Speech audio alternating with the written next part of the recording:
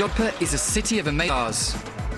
Rajasthan's a wonderful place to discover tribal life where nothing has changed for and along the way, snack at the roadside delights. I'm Barry Vera and this is Feast India. I've been flying round this big blue ball, above the clouds, above the borders. Looking round, I'm dizzy with the beauty of it all. And evenings get me thinking of the meaning. Coming back, you know there's never been a better place than where you're on the table. And everyone says that Mother Nature is another. Homes, a truly magical experience that you have to see to believe.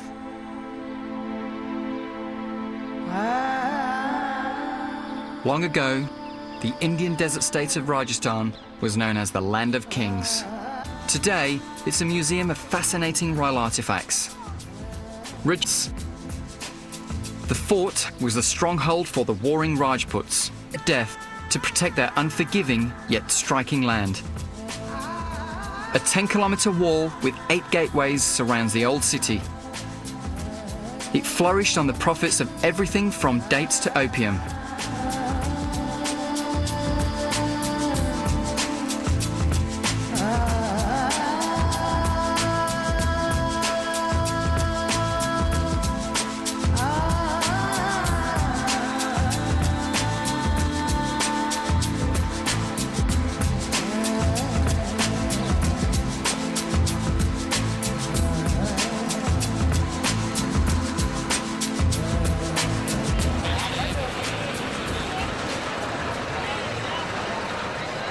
Under the clock tower is a bustling bazaar.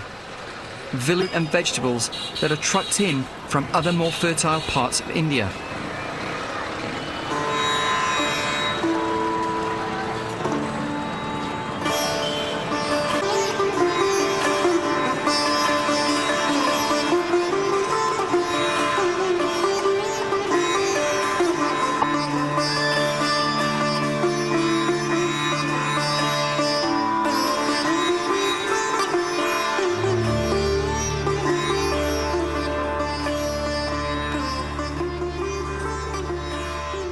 I didn't expect to see this quality and variety of produce in the desert. Very good. Thank you. Around the corner from the main bazaar are the many grain merchants. Rajasthan, with no refrigeration, this great selection of nutritious grains and lentils is a vital and cheap food source. The grains substitute for the lack of fresh fruit and vegetables. It's a truly beautiful sight to see all of these bags. Some things are as simple as chickpeas. Light meals or snacks eaten throughout the day are called tiffin. They're very cheap and everyone seems to have their own favourite vendor. This are all the shops in the local area, and as basic as it looks, they taste pretty amazing.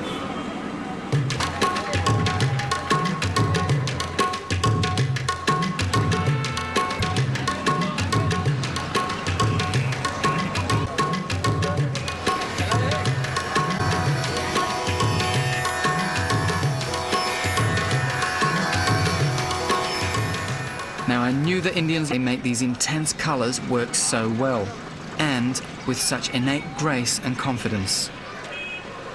Their ability to mix and match fabrics when the variety is seemingly endless must be a God-given gift. It is an irresistible and regular part. Whether they're made from metal, glass, plastic, silver or gold, there's an amazing range. And an important part of the ritual is bargaining for the best price.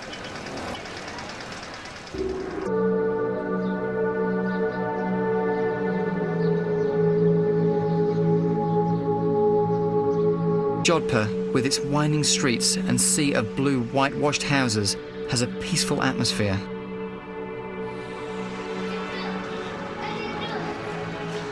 Shade of blue.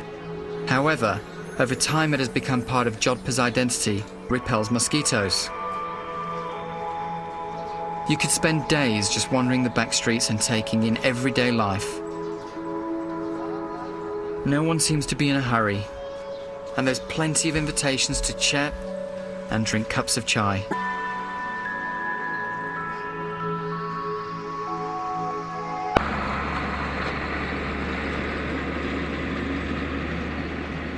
As a chef, I've always taken two of the world's most station in the Western Ghats, and now my first salt mine, to truly appreciate these two humble ingredients.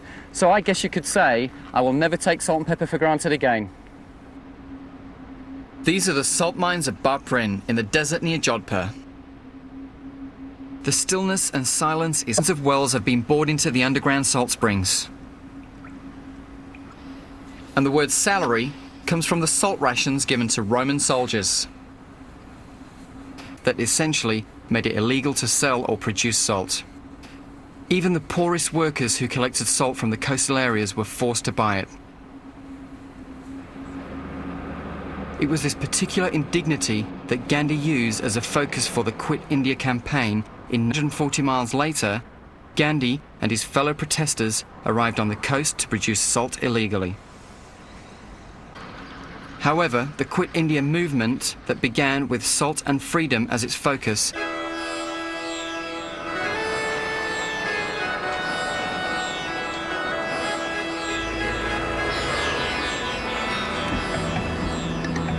My Rajasthani guide, Gaju, is a volunteer with Native Planet, a non-profit organisation that works with tribal groups to preserve, known as Barda.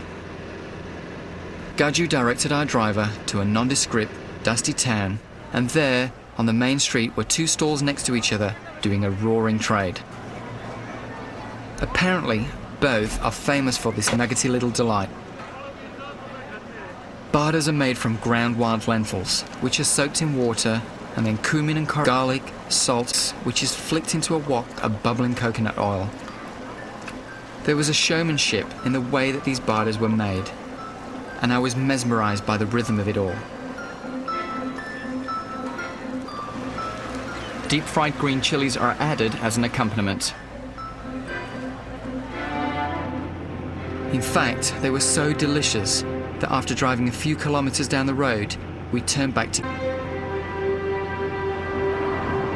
perched on their heads. Making their daily journey to the... It's a chance to meet and talk to other women without the company of men, and an opportunity to escape the monotony of householded and bodies and clothes are washed. This villager has made a 5-hour trip to fill the water bags on his camel. He'll hopefully reach his village by dark.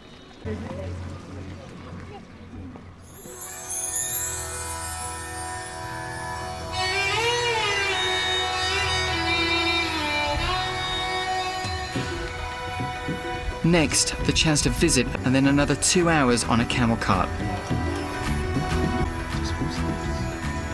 These desert taxis, what type of person could make a life in such a harsh environment?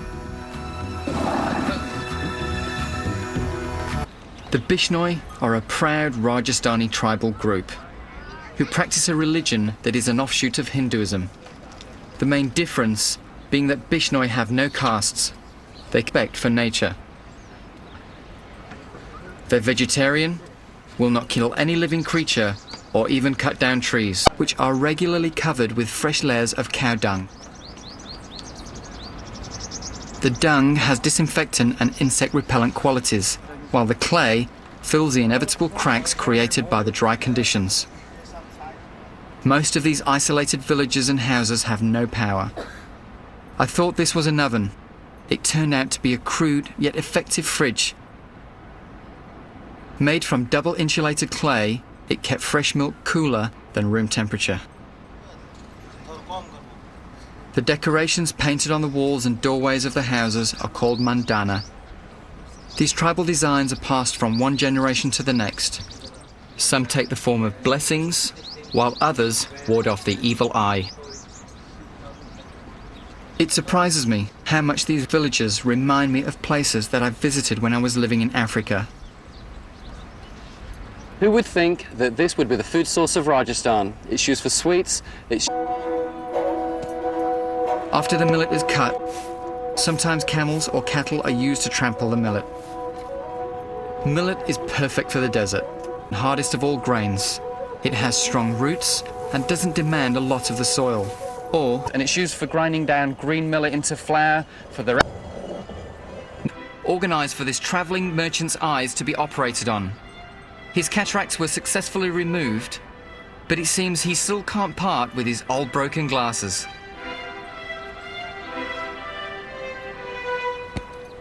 This is Kimji, he's my camel driver, and he's opening me this watermelon without a knife. Oh. I'll take the biggest piece. Fresh and even slightly chilled. No Rajasthani meal is complete without the beloved chapati. Dough is made from wheat or millet flour with water. It's then flattened and shaped and cooked on a hot plate, and sometimes brushed with freshly made ghee. These desert chapatis are like a hard pita bread and are used to and I imagine nothing has changed for centuries. This is their version of the kitchen whiz.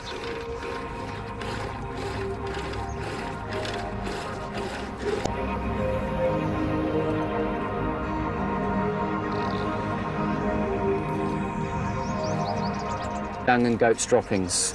They mix the two together, form these patties, it's then dried in the sun, and then they use it for fuel for cooking.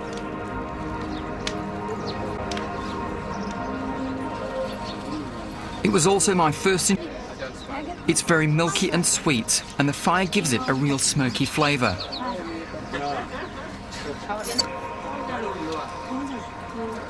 So much so that dishes are cleaned with dry sand only. Clothes and bodies are washed in the salty, undrinkable water. Eating the camel, so I'll let him do the work and I'll just sit.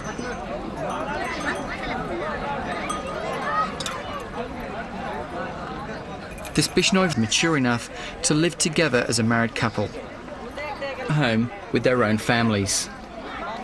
It may lack romance, but the purpose of marriage is to forge bonds that keep these communities strong. I've just stopped for a little bit of dessert, and traditionally this dish is served during times. And it tastes very similar to halva. It's made from flour, butter, sugar and water, and I have to say, it tastes very good.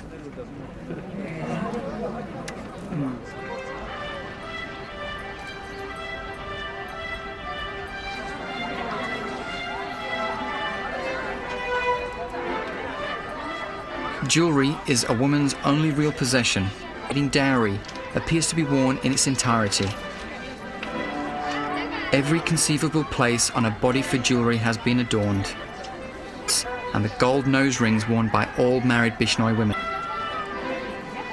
Turbans are a statement of caste, religion, or revealing something about the man. Bishnoi men wear white as a symbol of modesty and equality. To each of his guests, and it's a sign of strong friendship and hospitality. The dried milk of poppy seeds is mixed with water and filtered through. Because of its addictive nature, the Bishnoi use the opium in small amounts and only on select occasions. Gaju told me that.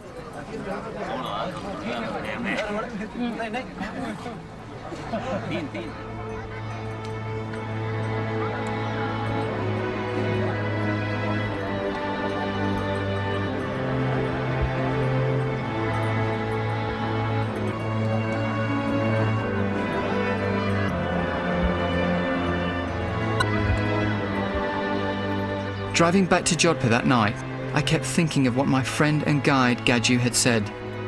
In the Western world, we dream of better things. I've been flying round this big blue ball, above the clouds, above the borders, looking round, I'm dizzy with the beauty of it all. Faces of friends, and the reason why I keep on coming is than where you're at.